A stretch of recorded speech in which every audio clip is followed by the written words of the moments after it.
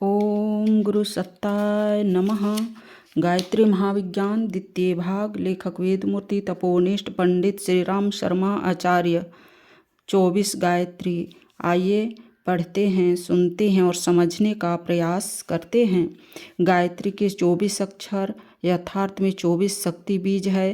पृथ्वी, जल, वायु, आकाश, यह 5 तत्व तो प्रधान है ही। इनके अतिरिक्त 24 तत्व हैं जिनका वर्णन सांख्य दर्शन में किया गया है। सृष्टि के इन 24 तत्वों का गुंफन करके एक सूक्ष्म आध्यात्मिक शक्ति का आविर्भाव किया जिसका नाम गायत्री रखा गया। गायत्री के 24 अक्षर 24 मातृकाओं की महाशक्तियों के प्रतीक हैं। उनका पारस्परिक गुंथन ऐसे वैज्ञानिक क्रम से हुआ है कि इस महामंत्र का उच्चारण करने मात्र से शरीर के विभिन्न भागों में अवस्थित 24 बड़ी ही महत्वपूर्ण शक्तियाँ जागृत होती है। मार्कंडेय पुराण में शक्ति के अवतरण की कथा इस प्रकार है कि सब देवताओं ने अपना अपना तेज एकत्रित किया और वह एकत्रित तेज केंद्र शक्ति के रूप में अवतीर्ण हुआ। देवता उन तत्व शक्तियों का नाम है जो सृष्टि के निर्माण, पोषण एवं संहार की मूल कारण है। रसायन विज्ञान का नियम है, क्रियाशील पदार्थों के सम्मिलन से नए पदार्थ बनते हैं। रज और वीर्य के सजीव परमाणु जब मिलते हैं तो एक मूर्तमान गर्भ का आविर्भाव होता है। गंधक और पारा मिलकर कजली बन जाती है। दूध और खटाई मिलकर दही बनता है। ऋण और धन परमाणु मिलकर बिजली की शक्तिशाली धारा के रूप में परिणत हो जाते हैं। 24 सूक्ष्म तत्वों के 24 सूक्ष्म शक्तियों के सम्मिलन से एक ऐसी अद्भुत धारा उत्पन्न होती है जिसकी सामर्थ्यों का वर्णन करना कठिन है। मार्कंडेय पुराण का शक्ति अवतार और उस अवतार की आश्चर्यजनक क्रियाशीलता इसी तथ्य पर प्रकाश डालती है। एक विशेष पर्वतीय प्रदेश की भूमि, वहाँ की वायु, वहाँ की वनस्पतियों और रासायनिक पदार्थों के सम्मिश्रण के कारण गंगोत्री से आरंभ होने वाला जल एक विशेष प्रकार के अद्भुत गुणों वाला बन गया। इसी प्रकार 24 अक्षरों से उपयोगी तत्वों का कारणवश सम्मिश्रण हो जाने से अंतरिक्ष आकाश में एक विद्युतमयी सूक्ष्म सरिता बह निकली। इस अध्यात्म गंगा का नाम गायत्री रखा गया। जिस प्रकार गंगा नदी में स्नान करने से शारीरिक और मानसिक स्वस्थता प्राप्त होती है, उसी प्रकार उस आकाश वाहिनी विद्युतमयी गायत्री शक्ति की समीपता से आंतरिक एवं बाह्य बल तथा वैभवों की उपलब्धि होती है। सृष्टि के उत्पाद तत्व चैतन्य रहित कहे जाते हैं। यह चैतन्य उसका स्थूल रूप है, पर अचेतना के पीछे भी एक प्रेरणा रहती है। मोटर, जहाज, तार, बम, तोप आदि को चलाने वाला कोई न कोई होता है। ये इतने शक्तिशाली होते हुए भी कुछ कार्य स्वयं नहीं कर सकते। इन यंत्रों को चलाने के लिए यह आवश्यक है कि कोई चैतन्य प्राणी इनका संचालन करे। इसी प्रकार तत्वों को क्रियाशील रहने के लिए यह आवश्यक है कि उनके पीछे कोई चैतन्य शक्ति कार्य करती हो। अध्यात्म विद्या को भारतीय वैज्ञानिक सदा से एक मानते आए हैं कि प्रत्येक तत्व के पीछे एक चैतन्य शक्ति प्रेरक सत्ता के रूप में विद्यमान है। उस प्रेरक शक्ति से संबंध स्थापित करके उन पदार्थों का लाभ उठाया जा सकता है जिन पर उस शक्ति का आधिपत्य है। उन प्रेरक शक्तियों को भारतीय विज्ञानवेताओं ने देवता नाम दिया है। पृथ्वी, वायु, अग्नि, जल आदि पूजा के लिए वेदोक्त और पुराणोक्त प्रक्रियाएं मिलती है। क्या यह लोहा, लकड़ी, पानी, आग, हवा आदि की पूजा है? क्या हमारे ऋषि मुनि इतने मूर्ख थे जो यह भी नहीं जानते थे कि इन निर्जीव वस्तुओं के पूजन से लाभ होना असंभव है? ऐसा सोचने से काम न चलेगा। भारतीय वैज्ञानिकों ने बहुत ऊंची शोध की थी। आज के भौतिक विज्ञान जहां अपने विज्ञान की अंतिम सीमा समझते हैं, वहां से भारतीय ऋषियों की शोध का आरंभ होता है। उनको मिट्टी पूजने वाला मूर्ख समझने की भूल हमें न करनी चाहिए। वस्तु स्थिति यह है कि एक प्रकार के गुण, शक्ति, स्वभाव, प्रवृत्ति एवं स्थिति के परमाणु समूह तत्वों के में रहते हैं और तत्व के अच्छे एक प्रेरक शक्ति काम करती है, जो ईश्वरीय अनुशासन के नाम से भी पुकारी जाती है। यह प्रेरक, नियामक, उत्पादक, संचालक एवं विध्वंसक सत्ता अपने क्षेत्र की अधिपति है। उसका आधिपत्य अपने क्षेत्र में अक्षुण्ण है। उसी का नाम देवता है। इन देवताओं की अपनी अपनी कार्य प्रणाली, अपनी अपनी मर्यादा होती है। जहाँ उनके पदार्थ एवं परमाणु संबंधी क्रियाएं होती है, वहाँ गुण और स्वभाव संबंधी भी है। जिस देवता से उपासना विधि द्वारा संबंध स्थापित किया जाता है, उसके गुण और स्वभाव के साथ भी संबंध स्थापित हो जाता है। इस प्रकार वह देव उपासक अपने उपास्य देव के गुण और स्वभाव को प्राप्त करता है। साथ ही जिन पदार्थों पर उस देव शक्ति का आधिपत्य है, वे भी उससे किसी न किसी मार्ग से अधिक मात्रा में उपलब्ध होने लगते हैं।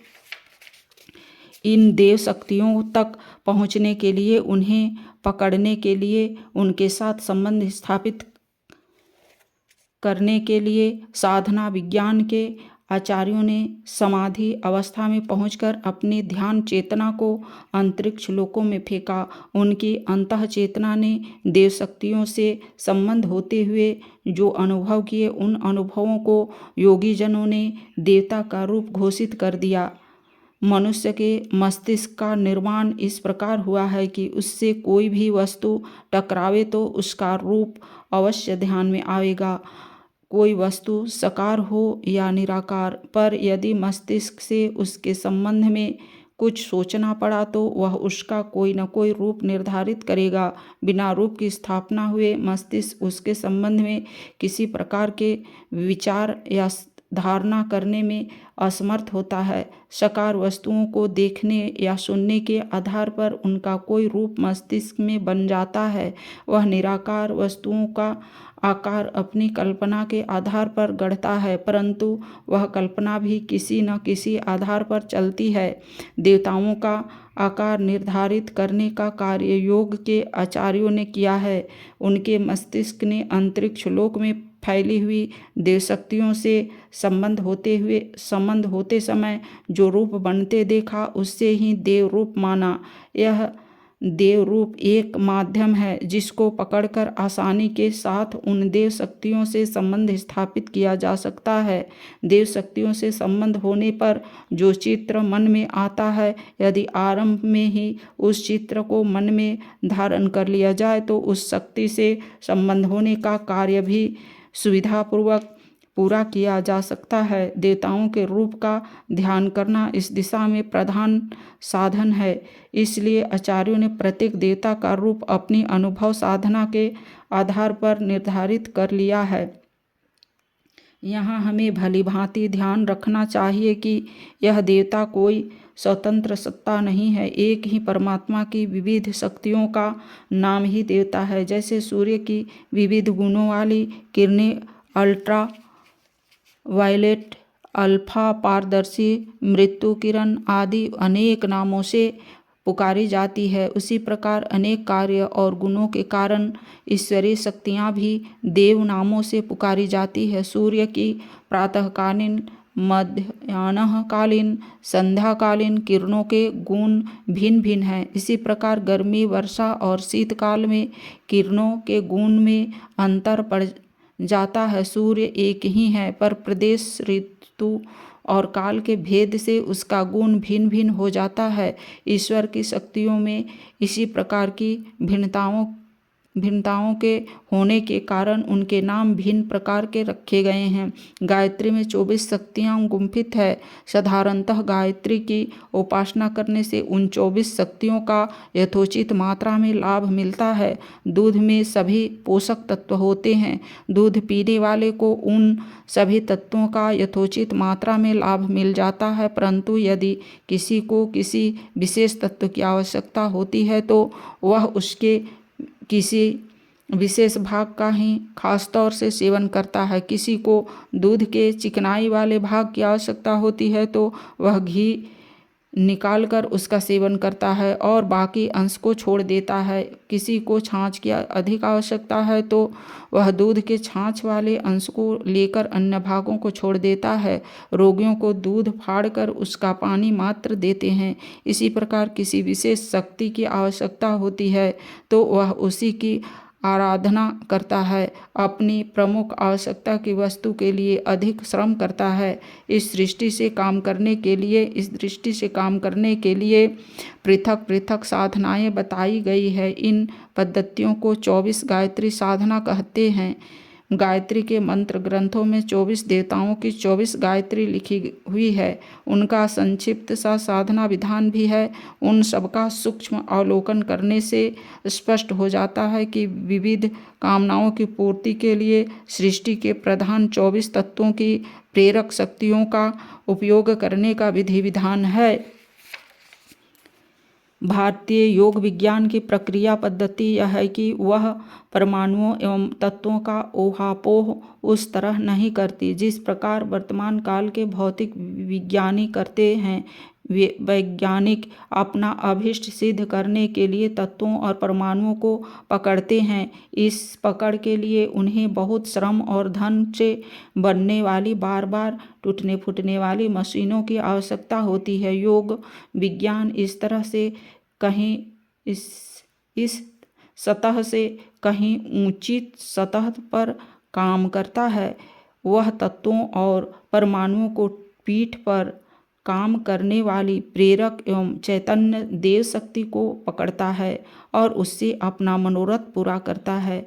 इस पकड़ के लिए उसे लोहे की मशीनों की आवश्यकता नहीं होती, वरन यह मानव शरीर, मस्तिष्क एवं अंतःकरण की अद्भुत, अलौकिक, असाधारण एवं अनंत शक्तिशाली मशीन का उपयोग करता है। ईश्वर ने जितनी सर्वांगपूर्ण मशीन मनुष्य देह बनाई है उतनी संपूर्ण सामर्थ्यों वाली, संपूर्ण प्रयोजनों में प्रयुक्त हो सकने वाली मशीनें आज तक किसी भी वैज्ञानिक द्वारा नहीं बनाई जा सकी है और न भविष्य में इस प्रकार की कोई संभावना ही है। भारतीय वैज्ञानिकों ने नई नई मशीनें बनाने के झंझट से बचकर इस एक ही मशीन से सब सूक्ष्म प्रयोजनों को पूरा करने की प्रक्रिया निकाली थी।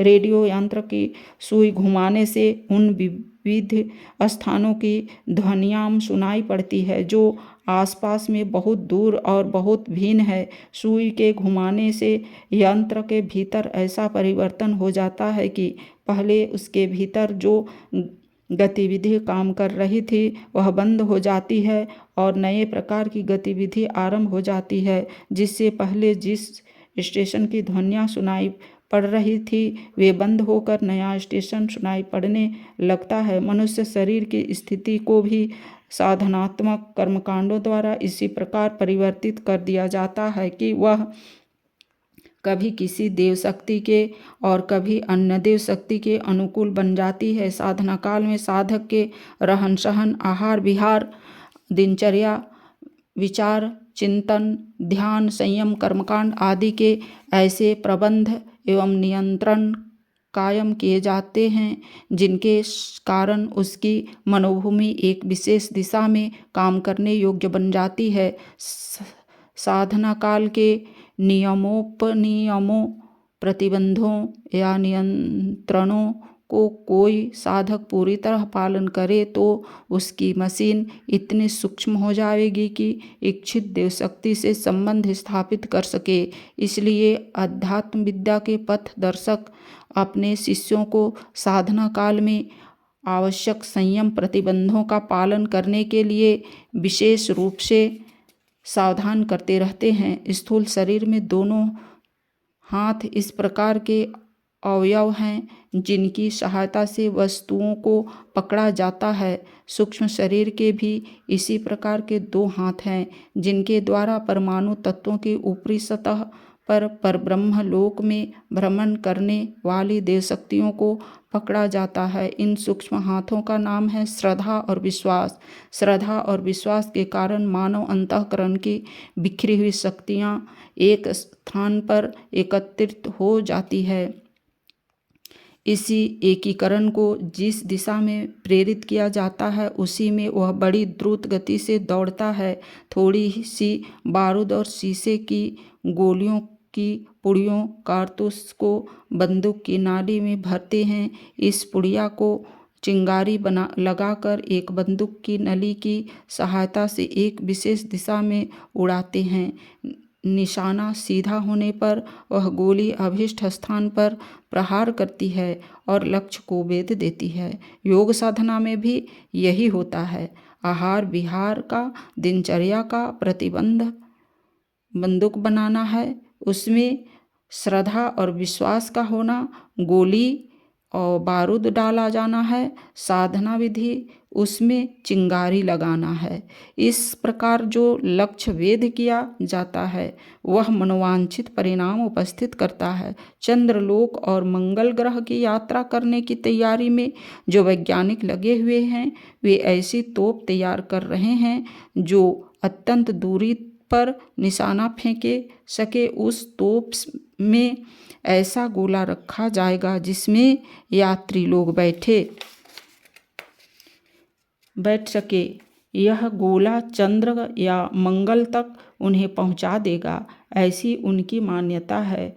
वह प्रयोग कहाँ तक सफल होगा यह तो भविष्य बताएगा, पर भूतकाल में यह भली प्रकार साबित हो चुका है कि योग साधना रूपी लक्ष्य वेद उपयुक्त विधि विधान के आधार पर देव शक्तियों के साथ टकराता है, उन्हें पकड़ता है और उन्हें मनुष्य के लाभ के लिए उसी प्रकार प्रस्तुत कर देता है जिस प्रकार आज के वैज्ञानिकों ने बिजली, भाप आदि की शक्तियों को मनुष्य की सुख साधना के लिए लगा दिया है। योग साधना अपनी देह की शक्ति को सुसंचालित करके देव शक्तियों तक पहुँचते हैं और उनसे वे लाभ वरदान प्राप्त करते हैं जिनकी उन्हें आवश्यकता होती है। हमारे इतिहास पुराण पग पग पर इस महासत्य की साक्षी देते हैं। विज्ञान का मार्ग एक होते हुए भी उसके साधन मार्गों में अंतर होता है तथा हो सकता है रेडियो का विज्ञान एक है पर रेडियो यंत्रों की बनावट हर बनाने वाला अलग अलग रखता है। घड़ियों और मोटर के पुर्जों में भी इसी प्रकार का हेरफेर हुआ करता है। इस प्रकार के अंतर होते हुए भी इन विविध आकृति के यंत्रों से लाभ एक सा ही मिलता है। योग साधना के अनेक मार्ग हैं, उनमें से एक मार्ग गायत्री मार्ग भी है। गायत्री की साधना पद्धति द्वारा भी उन सूक्ष्म शक्तियों से साधक अपने को संबंध कर सकता है और अभीष्ट लाभ उठा सकता है। गायत्री के यंत्र ग्रंथों में 24 गायत्रियों का वर्णन है। 24 देवताओं के लिए एक एक गायत्री है। इस प्रकार 24 गायत्रियों द्वारा 24 देवताओं से संबंध स्थापित किया गया है। गायत्री मंत्र के 24 अक्षरों में से प्रत्येक के देवता क्रमशः पहला गणेश, दूसरा नरसिंह, तीसरा विष्णु, चौथा शिव, पांचवा कृष्ण, छठा राधा, सातवां लक्ष्मी, आठवां अग्नि, 9 इंद्र, 10वां सरस्वती, 11वां दुर्गा, 12वां हनुमान, 13वां पृथ्वी, 14 सूर्य, 15 राम, 16 सीता, 17वां चंद्रमा, 18वां यम, 19वां ब्रह्मा, 20वां वरुण, 21 नारायण, 22वां हयग्रीव, 23 हंस, 24 तुलसी हैं। यद्यपि इनमें से कई नामों के मनुष्य अवतार, ग्रह, नक्षत्र, तत्व, पक्षी, वृक्ष आदि भी हुए और चरित्र भी उपलब्ध होते हैं, पर यहाँ रखना चाहिए कि ऊपर जिन नामों का उल्लेख है उनका प्रयोग तंत्र विज्ञान में विशुद्ध देवशक्तियों के रूप में होता है। इन देवशक्तियों की छाया लेकर मनुष्य, ग्रह, तत्व, पक्षी, वृक्ष आदि जो हुए हैं वे इन शक्तियों के या तो स्थूल प्रतीक है या अलंकारिक विवेचन। हंस, पक्षी, तुलसी का पौधा, सूर्य, चंद्र, ग्रह, अग्नि, वरुण आदि तत्व, राम, कृष्ण, सीता, राधा, हनुमान आदि अवतारी पुरुष उन देव शक्तियों के स्थूल स्फुरन है। वस्तुतः वे शक्तियाँ अत्यंत सूक्ष्म और ईश्वरीय सूर्य की किरणें हैं। 24 गायत्री द्वारा उन 24 किरणों से ही सानिध्य स्थापित किया जाता है। यह पहले ही बताया जा चुका है कि देव शक्तियाँ स्वचैतन्य हैं और अपनी मर्यादा में परमाणुओं, तत्वों, पदार्थों पर शासन करती है। इसलिए वे भौतिक और आत्मिक दोनों ही सत्ताओं से संपन्न हैं। देव उपासना से मनुष्य को उस प्रकार के गुण प्राप्त होते हैं, साथ ही उनके शासन में रहने वाले पदार्थ भी उसी ओर खींच कर जमा हो जाते हैं। मधुमक्खियों के छत्ते में एक शासक मक्खी होती है। वह जिधर चलती है उधर ही छत्ते की अन्य मक्खियाँ चल देती है। जहाँ चुंबक होता है वहाँ लोहे के कण स्वयमेव खींच आते हैं। शक्ति अपने आधार को अपनी ओर खींचती रहती है। जिस मनुष्य ने देवशक्ति की जितनी साधना अपनी मनोभूमि में कर ली है, उसी अनुपात से उस शक्ति से संबंधित परिस्थितियाँ एवं वस्तुएं उसकी ओर खींचती चली जाएगी और वह उपासना का समुचित लाभ प्राप्त करेगा। गायत्री के 24 देवताओं की चैतन्य शक्तियाँ क्या है और उन शक्तियों के द्वारा क्या क्या लाभ मिल सकते हैं, इसका विवरण नीचे दिया जाता है।